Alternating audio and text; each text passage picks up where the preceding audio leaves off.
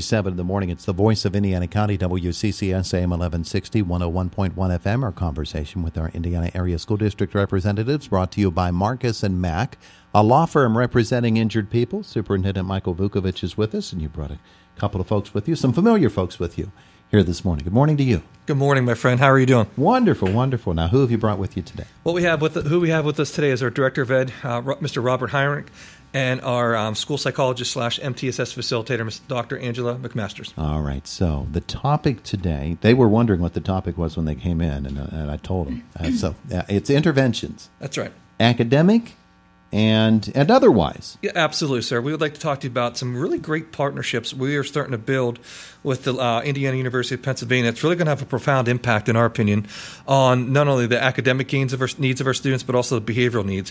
And it's not saying our kids have any mitigating issues that prevent them from learning, but what we are saying is our kids, like anyone else, need help, and so do our teachers. So it's a unique opportunity to provide some Tier 1, Tier 2 supports to our students, but also to our teachers, providing some consult and some support from the IUP school psychology department. So we think we're on the cusp of something really cool, something innovative for our kids, but also that benefits our teachers to help give them some growth and some feedback that's meaningful that we think will have an impact on student achievement. All right. So who are we starting with today? Well, why don't we start with Mr. Heinrich? He's one of the leads behind this, leading this with Dr. McMasters and Mr. Zahorchek. So I'd like to start with Rob to maybe give you an overview of what we're looking at from both sides, academically and behaviorally.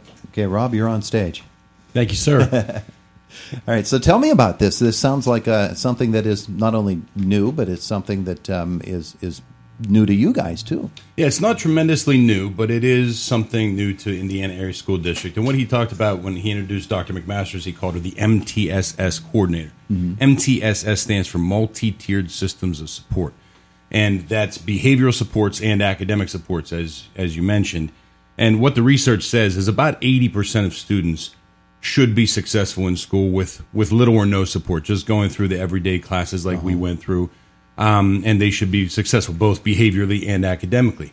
About 20% of the students, though, need some level of intervention, some level of support. And we break those into Tier 1 supports, or things that we can do in the classroom the teacher can do to try to assist the kid overcome these barriers. Tier 2 supports, where we can get into small groups, 8 to 10 students with some sort of interventionist. Or Tier 3 supports, which is really intensive one-on-one supports for students with extreme behavioral barriers or academic concerns. Yeah. Sounds an awful lot like if people are carrying these burdens with them, just, lifting that burden in some way through some sort of intervention is going to really open them up. That's exactly right. Allow them to run free a little bit. That's exactly right. We just want to address individualized. Each kid who has a unique learning style and a unique behavioral set of challenges, they're a little bit different. So, it's almost like prescribing medicine.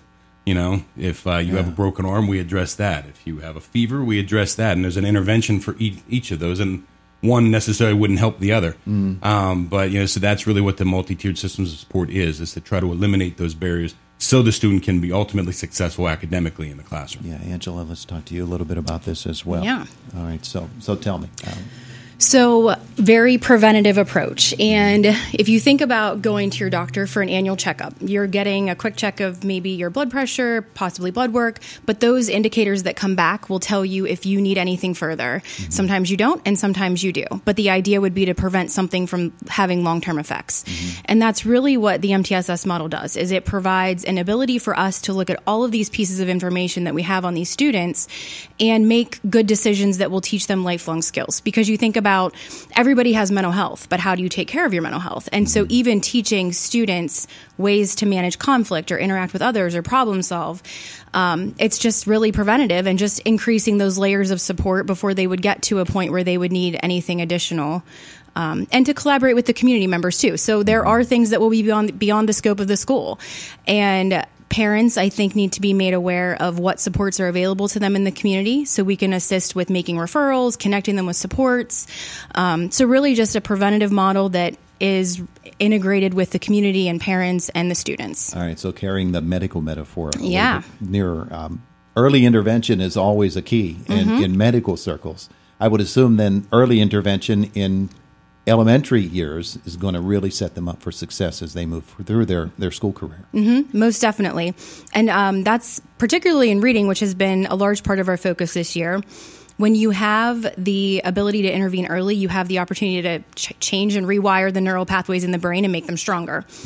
And it's similar for emotional regulation. A lot of students they show behaviors, but they're the result of a feeling or an emotion. So it's helping the students pair the emotion that they're feeling with a healthy way to cope with it, because sometimes they don't even have a way to name what that is that they're feeling, whether it's anxiety or I'm angry. So it comes out in other ways. Or those students sometimes withdraw into themselves, and those students we need to look at as well. Yeah. Now, you or Rob can answer this one. Some learning difficulties won't make themselves evident in those earlier years. They'll become more evident as the student gets older.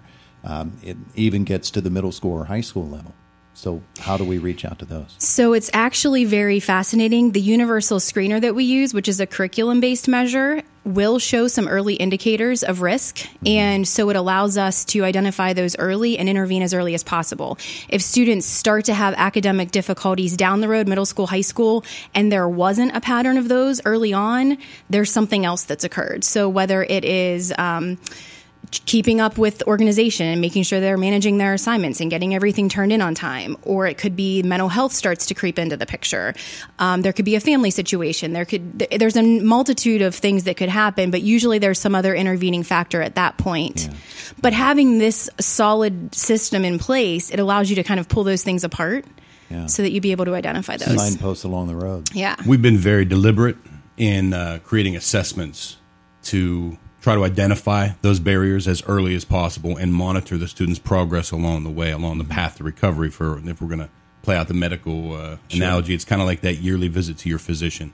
We have yearly assessments, actually much more frequently than yearly assessments, just to monitor people's progress and the students' progress along the way. And specifically, if they're in one of those tiered systems of support, the small group or the one-on-one, we're measuring them even more frequently to make sure that they're catching up like they should. Yeah, you talked earlier about when we grew up and systems such as this weren't in place. Academic difficulties crop up. Stick your nose further into that book. The discipline issues. Dad wears a belt. The belt can come off. That's right. It's like I taught it. Read the book. Yeah, right? we're gonna threaten you with your parents intervening here in a physical way. It's not that way anymore. No, and nothing to take away from the teachers of old or the teachers, but the teachers today are much more equipped with the training and resources and understanding of where these things come from and these barriers to success, what they are, where they come from, and how to address them. So we're much more informed professionals these days. Let's get Mike Vuckovich back in here. Mike, let's talk about this a little bit further. You mentioned the connection with IUP and how important that is. Yeah, absolutely. What we're realizing as a district is we're a professional learning community, and that goes beyond just our walls in the Indiana Area School District. So we're building some partnerships, not only locally with the IUP. We have a nice partnership with the Cleveland Metro Public Schools, Rutgers University. We're trying to increase our capacity, understanding of some of the research coming down the road, some of the hot topics that are facing educators in schools today, but also I think our mindset's on setting, can we be better tomorrow than we were today? And so we thought no better way to show that by continuing to reach out and grow, build partnerships to help all of us grow as educators, because the better we learn, the more we grow. I think that can have a better impact on our kids. So we're trying to really put our money where our mouth is and really trying to show by leadership that this is important to us to grow and get better. And we're grateful for all these partnerships we have. And again, I think we're on the cusp of building something really special. We have great community, great teachers, and our goal is how do we strengthen that? And that's really a battle of a lot of organizations. How do we get better? And that's what we're really focused on, getting better every day. Now, with that said, Todd, it doesn't mean we're broken. It means there's a lot of great things going on, but we want to continuously evolve and get better and make sure our system, our programming meets the needs of our kids and our community. Yeah. Now, those families most directly involved are going to be the ones that see the impact right away. The greater community, are we going to be able to see those sorts of things as well, those sorts of I said signposts along the way earlier.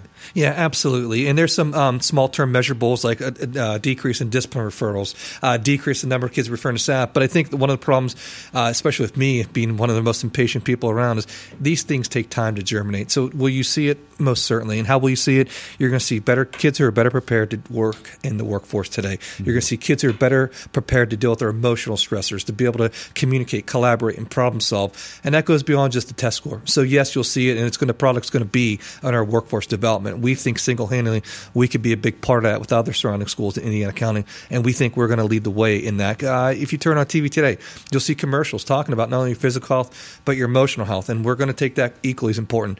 I think the era of false choices are over. I think trigonometry is just as important as teamwork. I think chemistry is just as important as character, and we want to really instill a program, K-12, that emphasizes that. You know, one of the things that I notice most of all, because I have school visits from all of the schools around Indiana County, the ability of students now to communicate, and not just in, I've written this paper, I'm going to read this when I'm on the radio, but to actually converse, to me is so much higher usually than me. They're usually much better at it than I am. And you notice things like that, and how students are able to communicate in today's world with adults, with all those around them.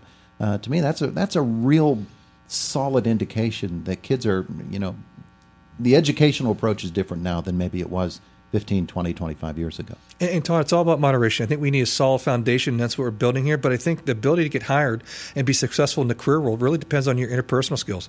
How do we cultivate that? How do we build that? And I think we're trying to instill that in our kids on a daily basis. So we're proud of that work. And we know it takes time, and we're going to invest in that quite heavily. And we have, again, a lot of critical friends that we're grateful for to help us along the way. Excellent. It's good stuff. One of these days we're going to lay aside a whole hour or two here in Indiana in the morning. Just do away with all the other formatics that we do and just talk about stuff like this. We would love to. Yeah. It'd be a lot of fun. We're going to do that. I keep threatening it. I'm going to do it. Our folks from Indiana Area School District Administration with us this morning. Thanks so much all for coming in.